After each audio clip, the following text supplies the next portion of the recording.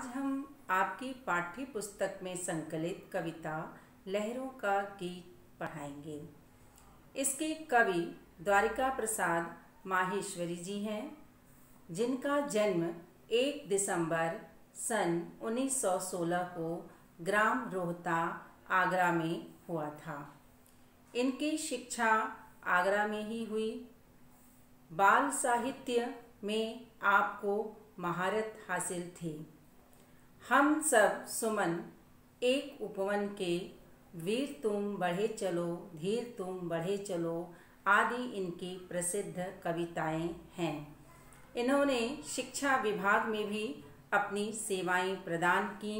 इनका निधन यानी मृत्यु 21 अगस्त सन 1998 में हुआ, 1998 में हुआ। प्रस्तुत कविता जो लहरों की गीत आज हम पढ़ाने जा रहे हैं, इस कविता में कवि ने प्रकृति के एक सुंदर दृश्य को अंकित किया है, बिल्कुल उसकी छाप छोड़ दी है कि बरबस चित्र, यह चित्र जो प्रकृति का है वह हमारी आँखों के सामने छा जाता है। उन्होंने लहरों का मानवीकरण किया है, अर्थात लहरों को मनुष्य रूप मानते हुए, मनुष्य का मानव का रूप देते हुए उसके स्वभाव का वर्णन किया है। कवि कहते हैं कि ऐसा लगता है कि सचमुच ये लहरें नाच गा रही हैं और चंद्रमा के साथ अठखेलियाँ कर रही हैं, चंद्रमा के साथ खेल रही हैं। अठखेलियाँ का मतलब क्रीड़ा करना होता है, खेल खेलना होता है, या किसी को जैसे छेड़ना चिढ़ाना आदि भी होता है।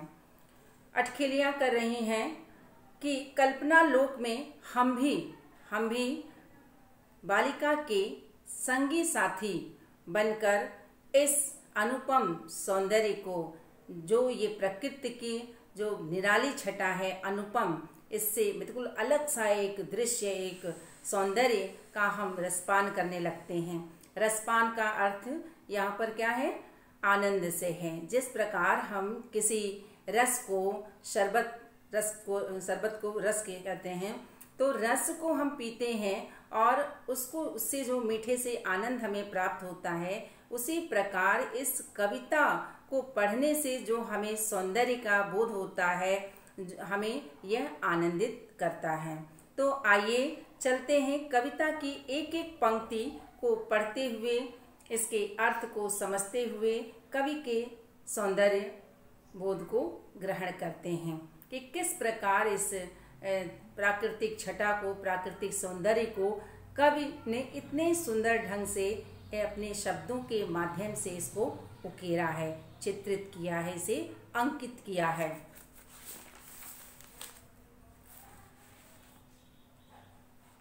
माँ ये लहरें भी गाती हैं, माँ ये लहरें भी गाती हैं, कल कल छल छल के मधुर स्वरों में अपने गीत सुनाती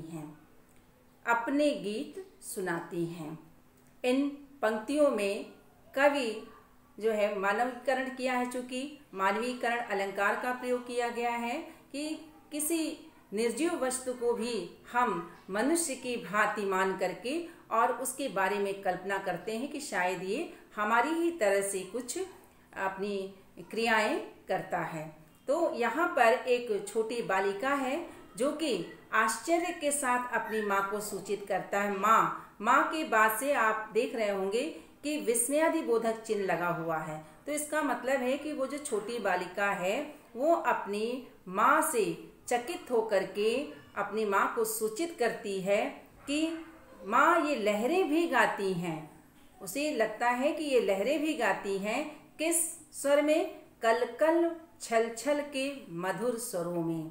यहाँ पर जब नदियाँ बहती हैं और उसके साथ लहरें ऊपर उठती गिरती बहती हैं, पत्थरों से टकराती हैं, तो एक स्वर निकलता है, एक ध्वनि निकलती है जो कि बड़ी ही कानों को सुंदर लगती है। कल कल छल छल। ये बिल्कुल आप जब नदियों के किनारे पहुंचेंगे और आप वहाँ पे बैठ करके एकांत में इसको सुनेंगे तो आपको ये महसूस होगा कि कितना मधुर स्वर है।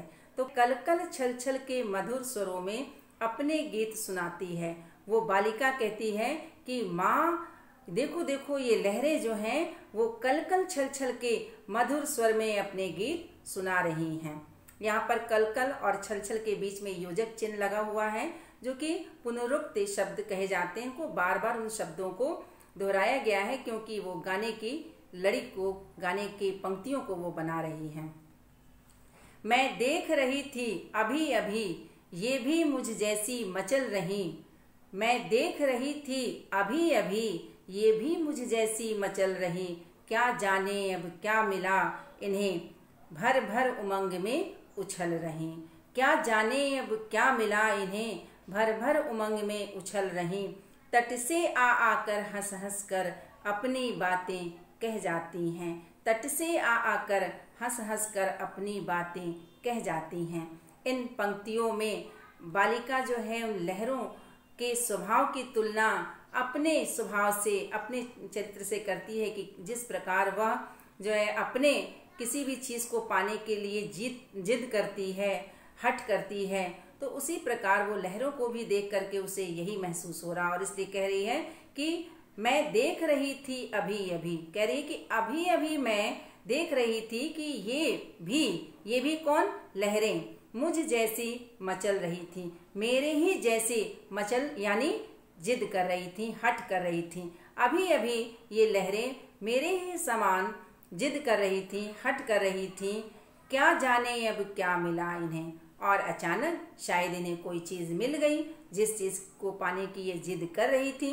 तो ये इन्हें मिलते ही क्या हुआ, भर भर उमंग में उछल रही। भर भर कर, उमंग, उमंग मतलब उत्साह, जोश से, ये जोश और से भर करके उछलने लगी। लहरें क्या होती, ऊपर उठती हैं, नीचे गिरती हैं।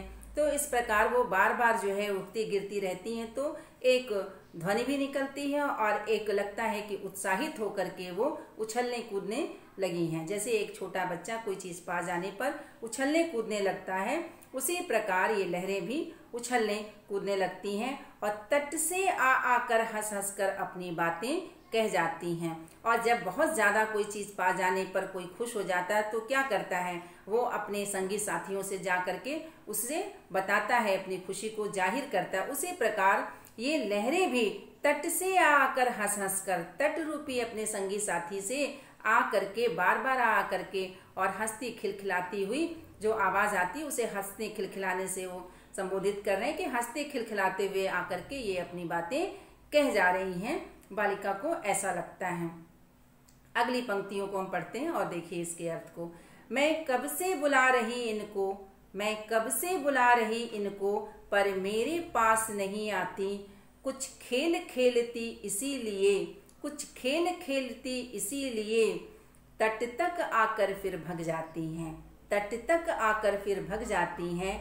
मैं चलूं साथ खेलूं इनके, मैं चलूं साथ खेलूं इनके, देखो ये मुझे बुलाती हैं। माँ ये लहरें भी गाती हैं, माँ ये लहरें भी गाती हैं। बालिका कह रही है इन पंक्तियों में, वही स्वभाव का वर्णन कर रही है, वो बता रही है, अपने स्वभाव से उसकी तुलना कर रही है और उसे महसूस हो रहा है कि शायद वो भी हम मनुष्यों की तरह से ही वो लहरें भी हैं और शायद इसीलिए कह रही है मैं कब से बुला रही इनको, माँ मैं इन लहरों को कब से बुला रही हूँ अपने साथ, पर मेरे पास नहीं आती हैं, पर ये मेरे पास नहीं आती हैं।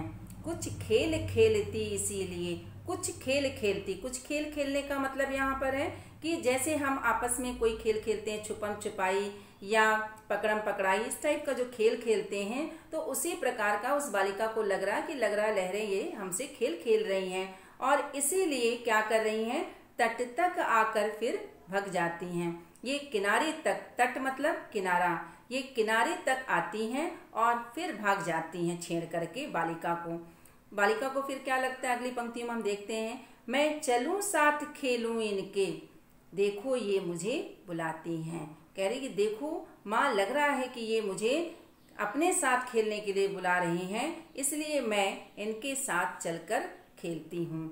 माँ ये लहरें भी गाती हैं। माँ ये लहरें मेरे ही समान, हम ही मनुष्यों के समान जो है ये लहरें भी गाती हैं। अगली पंक्तियाँ, अपने संग खेल खिलाने ये शशि को उतार लाई नभ से। अपने संग खेल खिलाने ये शशि को उतार लाई नभ से। हर एक लहर के साथ साथ, हर एक लहर के साथ साथ शशि भी है खेल रहा तब से। कैसे धीमे धीमे जल के, कैसे धीमे धीमे जल के झूले पर उसे झुलाती हैं। माँ ये लहरें भी गाती हैं। माँ ये लहरें भी गाती हैं। अब इन पंक्तियों में कवि ने जो है एक प्रकृति के अनुपम सौंदर्य को, एक अनुपम छटा को जो है वो अपने शब्दों के माध्यम से उकेर दिया है। इसमें रात की चांदनी है, चांदनी रात है और चंद्रमा की परछाई जो है उन लहरों पर दिखाई देती है और वो किस प्रकार दिखाई देती है और वो बालिका की कल्पना में, कवि की कल्पना में क्या होती है, ये आइए हम पढ़ते हैं और तब समझते हैं। अपने संग खेल खिलाने ये शशि को उतार लाई नभ से। शशि यानी चंद्रमा, नभ, नभ यानी आकाश, आसमान। तो बालिका क्या सोचती है, क्या कल्पना करती है जब ऐसा दृश्य देखती है? तो कहती है अपने संग खेल खिलाने ये। माँ माँ देखो ये अपने संग खेल खिलाने के लिए ये शशि, चंद्रमा को भी आसमान से उतार लाई हैं। हर एक लहर के साथ साथ, हर एक लहर के साथ साथ शशि भी खेल रहा तब से। कह रही कि हर एक लहर के साथ, प्रत्येक लहर के साथ जो है ये चंद्रमा, शशि भी, ये चंद्रमा भी जो है तब से खेल रहा है, जब से मैं देख रही हूँ। अब ये क्यों कहती है, क्यों कहती है ऐसा? क्योंकि उसे जो लहरें उठती हैं और जो चंद्रमा की परछाई पड़ती है चांदनी रात में, तो वो हर लहर पे जैसे उठती गिरती है तो वो दिखाई देती है। इसलिए वो चंद्रमा को इस प्रकार देखती है जैसे लगता है कि मानो वो चंद्रमा प्रत्येक लहर के साथ जो है वो खेल रहा हो। कैसे धीमे धीमे जल के झूले पर उसे झुलाती हैं और उन लहरों का जो उठना गिरना, जो इधर उधर हिलना डुलना है, उसकी तुलना जो है वो बालिका किससे करती है? झूले से। तो उसे ऐसा लगता है कि जो लहरें हैं, लहरें रूपी झूला है जो इधर उधर हिल डुल रहा है, उस पर चंद्रमा बैठ करके आराम से शशि भी खेल रहा तब से। कैसे धीमे धीमे जल के झूले पर उसे झुलाती हैं, किस प्रकार उसे जल रूपी झूले पर, लहर रूपी झूले पर जो है वो लहरें अपने शशि को, चंद्रमा को झुला रही हैं और चंद्रमा भी बड़ा मज़ा ले रहा है, वहाँ पर मज़े ले रहा है, उसके साथ अटखेलियाँ कर रहा है और आनंद उठा रहा है। माँ ये लहरें भी गाती हैं। बालिका माँ को सूचित करती है कि माँ ये लहरें मेरे ही समान, हम मनुष्यों की भांति ही ये भी गाती हैं। फिर अंतिम जो पंक्तियाँ हैं, अंतिम स्टैंजे की पंक्तियाँ हैं, वो क्या है? रुकती न कभी ये क्षण भर भी, रुकती न कभी ये क्षण भर भी, जीवन भर बहना सीखा है, जीवन भर बहना सीखा है। भर भर उमंग सदा हृदय में, भर भर उमंग सदा हृदय में, आगे बढ़ना ही सीखा है, आगे बढ़ना ही सीखा है।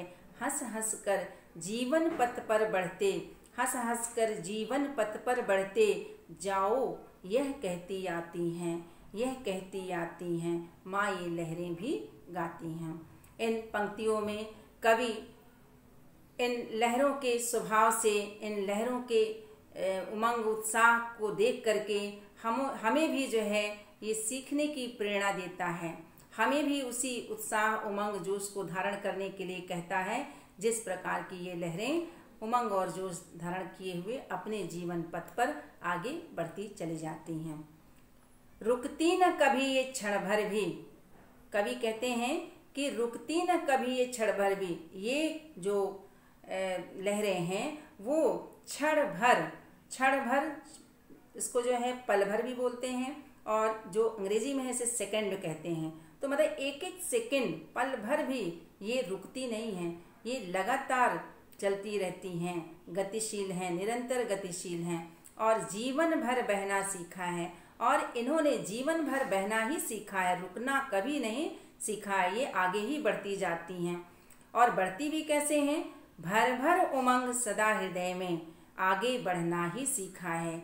ये अपने हृदय में सदैव ही, हमेशा ही उमंग भरे रहती हैं। उमंग से भर भर, यहाँ पर फिर डैश लग करके पुनरुक्ति शब्द का प्रयोग हुआ है, तो मतलब बहुत ज़्यादा, लबालब, भर भर का मतलब उमंग से लबालब, एकदम भरी हुई ये अपने रहती हैं। अपने हृदय में सदा इनके उमंग भरा रहता है और इसी के साथ इन्होंने आगे बढ़ना सीखा है। ये कभी जीवन में निराश नहीं होती। जो इनका जीवन पथ है, जहाँ से ये निकलती हैं, जो इनका उद्गम स्रोत है नदियों का, लहरों का, और उसके साथ ही ये अपने लक्ष्य तक, अपने गंतव्य तक पहुँचती हैं और ये गंतव्य इनका समुद्र है।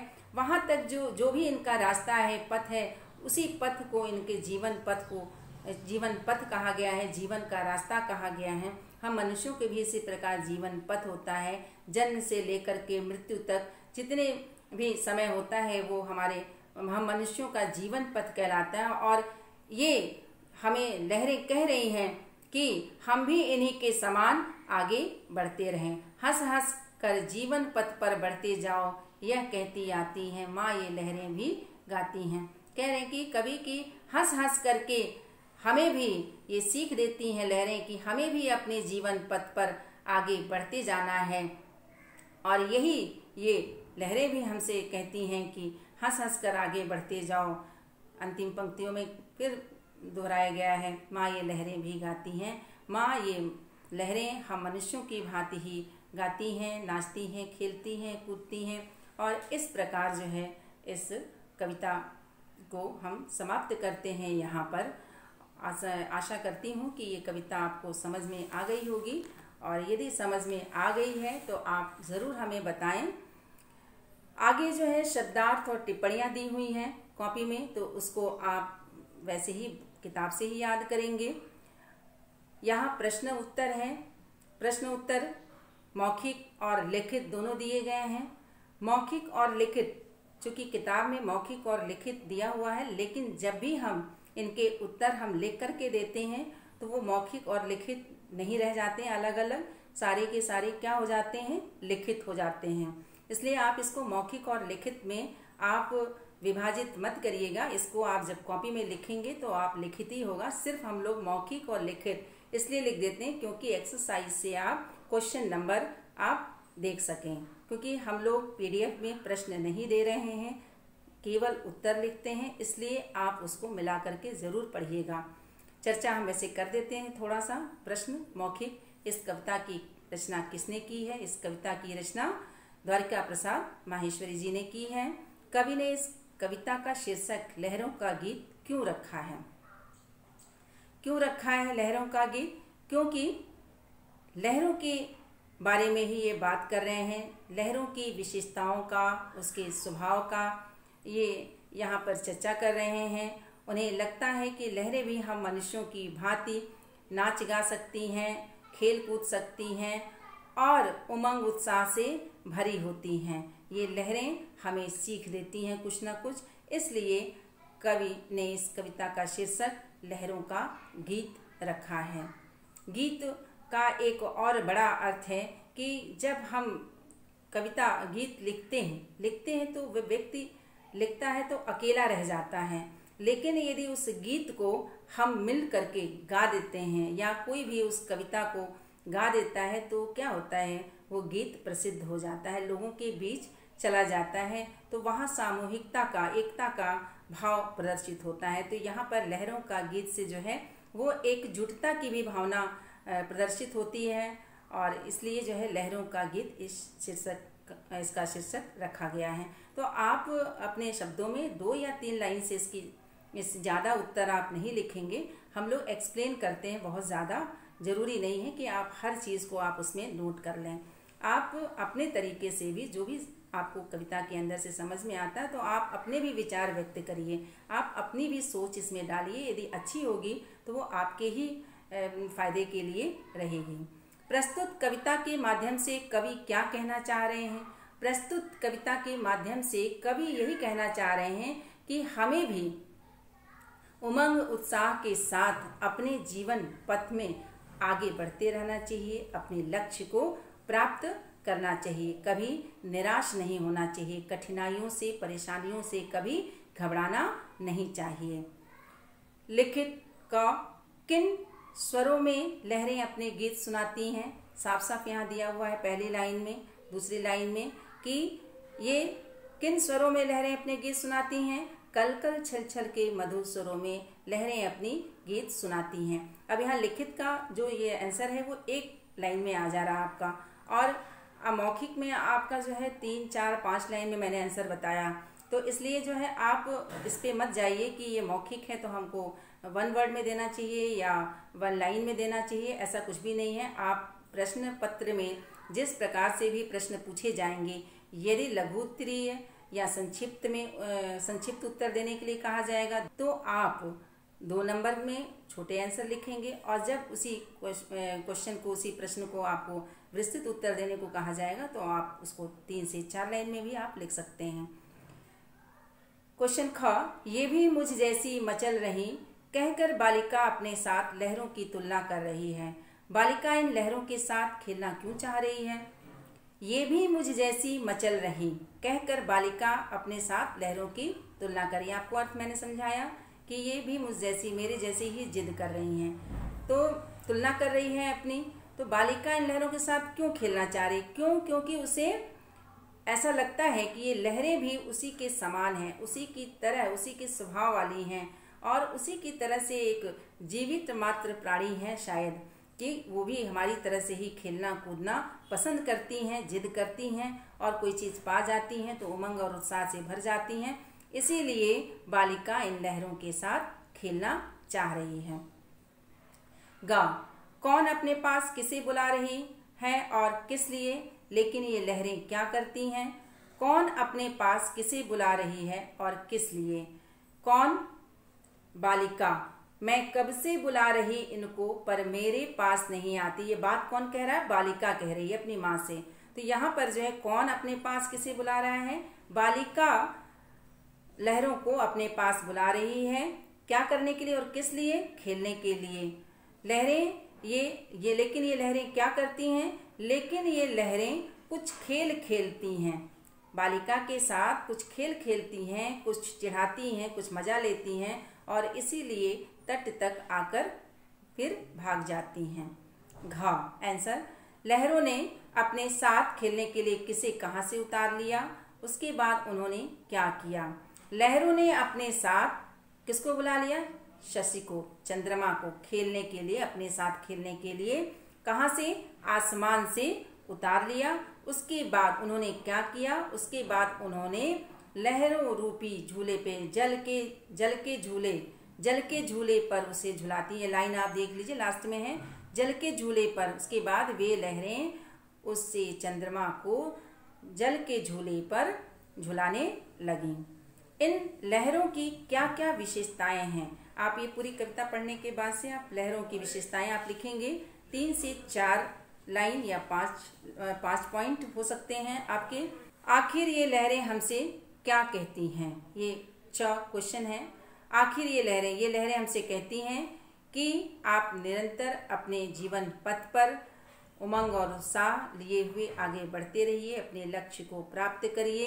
कभी भी अपने सामने कठिनाइयाँ आने पर उससे निराश मत होइए और आगे बढ़ते हुए अपने लक्ष्य को प्राप्त करिए।